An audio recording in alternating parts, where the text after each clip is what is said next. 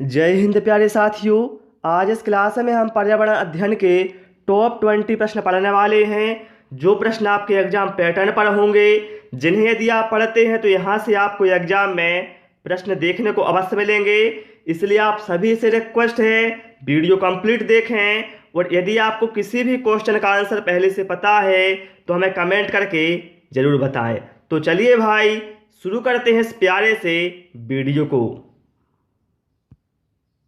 कहा गया है, किसी प्रजाति को विलुप्त मात्रा कहा जा सकता है जब वह अपने प्राकृतिक आवास में नहीं देखी गई है। 14 वर्ष से, 25 वर्ष से, 50 वर्ष से या फिर 40 वर्ष से। तो साथियों, यहाँ पर करेक्ट आंसर हमारा ऑप्शन सी के साथ जाएगा।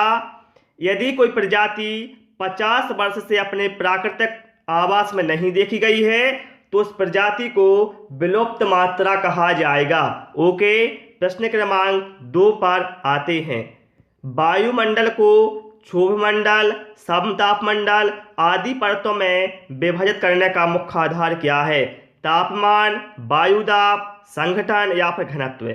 देखिए, जो वायुमंडल है इसको क्षोभमंडल, समतापमंडल, मध्यमंडल इस तरह से बांटा गया है। तो एक किसके आधार पर बांटा गया है ये हमें बताना है। तो भैया ये बांटा गया है तापमान के आधार पर। यहाँ पर करेक्ट आंसर हमारा ऑप्शन ए के साथ जाएगा। और आप सभी से रिक्वेस्ट है, यदि आपको वीडियो पसंद आ रहा है तो वीडियो को लाइक और शेयर तो बनता है भाई। प्रश्न क्रमांक 3 पर आते हैं। कहा गया है, सल्फर डाइऑक्साइड का प्रदूषण निम्नलिखित में से किसके अत्यधिक वृद्धि होने का सूचक है? शैवाल, लाइकेंस, ब्रायोफाइटा या फिर प्रोटोजोआ। तो साथियों, सल्फर डाइऑक्साइड का जो प्रदूषण है यह लाइकेंस के अत्यधिक वृद्धि होने का सूचक है, क्योंकि हम सभी जानते हैं लाइकेंस क्या होते हैं, वायु प्रदूषक के बहुत ही अच्छे सूचक होते हैं। ओके, चलिए भाई, प्रश्न क्रमांक 4 पर आते हैं। यहां पर कहा गया है, पारिस्थितिकी शब्द को परिभाषित करने वाले पर्यावरणविद हैं। प्रश्न ध्यान से पढ़ना, सोच समझकर आंसर देना। देखिए, जब आपसे केवल ये पूछा जाए पारिस्थितिकी तंत्र को परिभाषित करने वाले, जब केवल आपसे पूछा जाए पारिस्थितिकी शब्द को परिभाषित करने वाले की बात की जाए तो आपको बताना है अर्नेस्ट हैकल। क्या बताना है? अर्नेस्ट हैकल। लेकिन जब इसके साथ साथ इसमें तंत्र भी इंक्लूड हो तो वहां पर आपका आंसर होगा एजी टांसले। लेकिन यहां पर तंत्र नहीं था, केवल पारिस्थिति की बात हुई है, तो इसलिए यहां पर करेक्ट आंसर हमारा ऑप्शन सी के साथ जाएगा। ठीक है भाई, चलिए प्रश्न क्रमांक 5 पर आते हैं। सामान्य रूप से आहार श्रृंखला में कितनी कड़ियां होती हैं? 2, 3, 4 या फिर 5? तो भैया, सामान्य रूप से जो हमारी आहार श्रृंखला होती है इसमें 4 कड़ियां होती हैं। ऑप्शन सी हमारा यहाँ पर बिल्कुल करेक्ट आंसर हो जाएगा। प्रश्न क्रमांक 6 पर आते हैं। कहा गया है, उच्च श्रेणी के मांसाहारी शुद्ध प्राथमिक उत्पादकता का ग्रहण करते हैं। अधिकतम अंश, न्यूनतम अंश, आधा अंश या फिर संपूर्ण अंश। देखिए साथियों, यहाँ बात हुई है उच्च श्रेणी के मांसाहारी की। तो देखिए, उच्च श्रेणी का जो मांसाहारी होगा यह शुद्ध प्राथमिक उपभोक्ता का या उत्पादकता का कितना ग्रहण करेगा? अंश है, न्यूनतम करेगा। कितना करेगा? न्यूनतम। ठीक है, लेकिन यदि ये मांसाहारी से लेगा तो अधिकतम करेगा। लेकिन यहाँ पर क्या है? शुद्ध प्राथमिक उत्पादकता का, तो भैया ये न्यूनतम अंश ग्रहण करेगा। तो यहाँ पर राइट आंसर हमारा ऑप्शन बी के साथ चला जाएगा। प्रश्न क्रमांक 7 पर आते हैं। कहा गया है, भारत में प्रथम बायोगैस संयंत्र कहाँ स्थापित हुआ? पिलानी, जयपुर, आगरा या फिर दिल्ली? तो भारत में प्रथम बायोगैस संयंत्र स्थापित हुआ है पिलानी में। ऑप्शन ए यहाँ पर हमारा करेक्ट आंसर हो जाएगा। पिलानी भैया कहाँ पर है? आप लोग हमें कमेंट करके जरूर बताएं।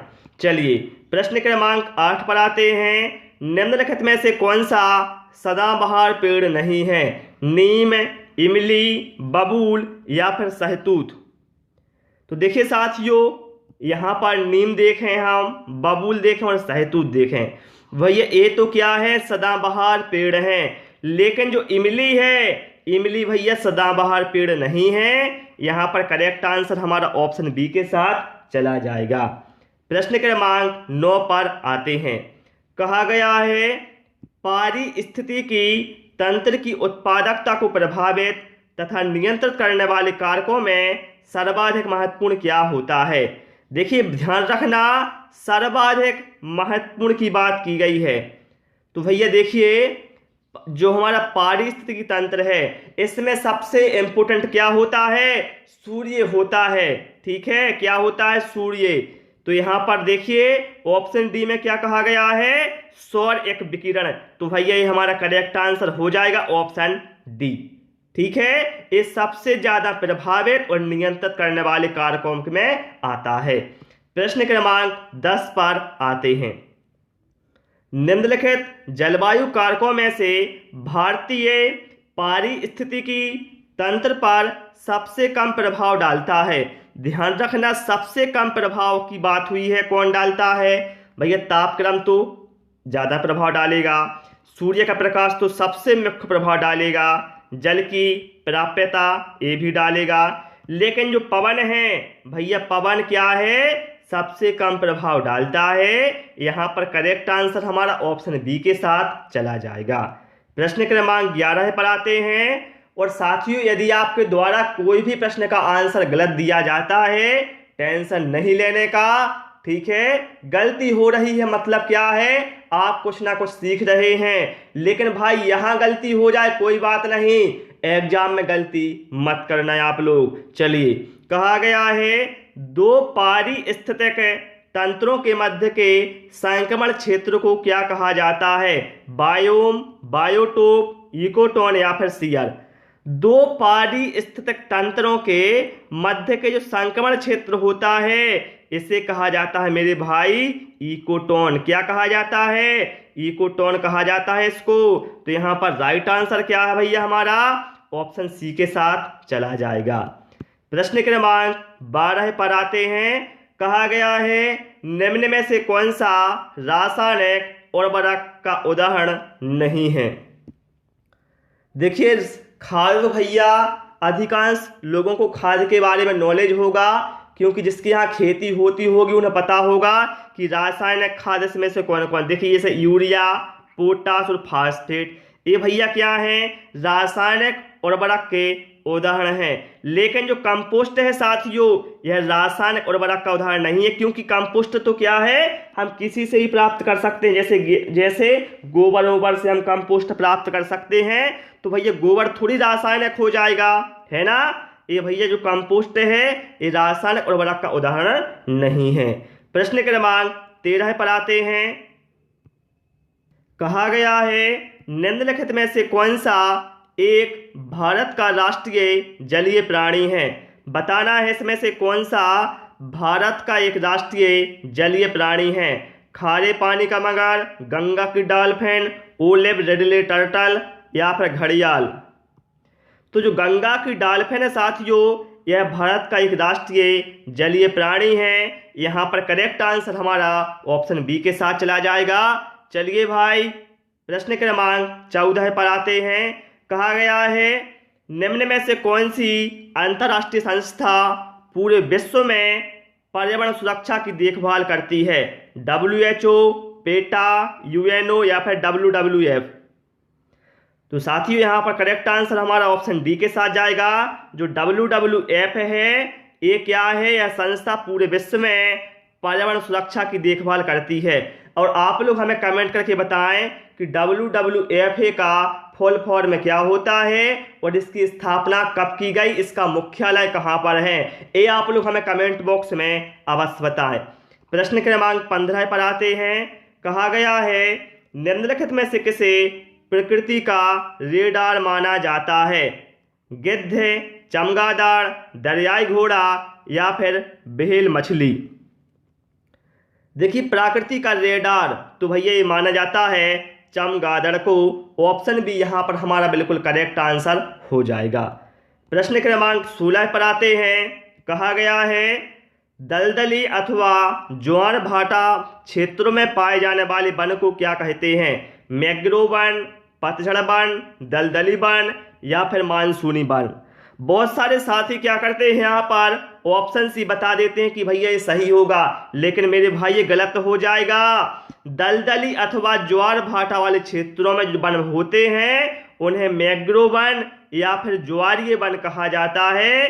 यहाँ पर करेक्ट आंसर हमारा ऑप्शन ए के साथ जाएगा, ना कि ऑप्शन सी के साथ। चलिए प्रश्न क्रमांक 17 पर आते हैं और आप सभी से रिक्वेस्ट है, यदि आपने अभी तक हमारे चैनल को सब्सक्राइब नहीं किया है, सब्सक्राइब अवश्य कर लीजिएगा, जिससे आपको घर बैठे सारे वीडियो मिलते रहें। अप्रकाशित मंडल में रहने वाले जीवों को क्या कहते हैं? अप्रकाशित मंडल मतलब ऐसा मंडल जहां पर प्रकाश नहीं है, वहां पर जो जीव रहेंगे उनको क्या कहेंगे? बेंथोस, नेक्टन, नेरेटेक या फिर बायोमास। तो भाई उन जीवों को कहा जाएगा नेक्टन। यहां पर करेक्ट आंसर हमारा ऑप्शन बी के साथ चला जाएगा। प्रश्न क्रमांक 18 कहा गया है निम्न में से कौन सा युग्म में सुमेलित नहीं है? जेट्रोफा से बायोडीजल सही है, बबूल से गोंद प्राप्त होती है बिल्कुल सही है, चीड़ से लीसा एफ सही है, लेकिन जो कहा गया खैर से राल रेजिन ये गलत है, क्योंकि खैर से साथियों कत्था प्राप्त किया जाता है। जो खैर का वृक्ष होता है इससे क्या है कत्था प्राप्त किया जाता है, तो ये क्या है युग्म सुमेलित नहीं है, तो ऑप्शन बी ही हमारे यहाँ पर करेक्ट आंसर हो जाएगा। प्रश्न क्रमांक 19 पर आते हैं। निम्न में से किस मिट्टी का विस्तार भारत के सर्वाधिक क्षेत्र पर है? काली मिट्टी, जलोढ़ मिट्टी, लाल मिट्टी या फिर बलुई मिट्टी। तो भैया सर्वाधिक क्षेत्र पर कौन सी मिट्टी है? जलोढ़ मिट्टी। यह भारत के लगभग 43% भाग पर है। ठीक है, चलिए प्रश्न क्रमांक 20 पर आते हैं। जो वन चक्रवातों के अवरोधों का कार्य करते हैं वे कौन से वन होते हैं? मैंग्रोव वन, अल्पाइन वन, मानसूनी वन या फिर सदाबहार वन। तो साथियों वह वन जो चक्रवातों के अवरोधों का कार्य करते हैं उन्हें कहा जाएगा मेरे भाई मैंग्रोव वन। ऑप्शन ए यहाँ पर हमारा करेक्ट आंसर हो जाएगा। ठीक है, तो प्यारे साथ उस क्लास में केवल हमने 20 क्वेश्चन इंक्लूड किए थे जो कि मैंने आपको बता दिए हैं। आपको क्लास कैसी लगी और आपने 20 में से कितना स्कोर किया है इसका आंसर हमें कमेंट बॉक्स में अवश्य दें। क्लास पसंद आई हो साथियों तो आप सभी से रिक्वेस्ट है वीडियो को लाइक करें, दोस्तों के साथ शेयर करें और नए नए वीडियो पाने के लिए चैनल को सब्सक्राइब करें। Thanks for watching this video.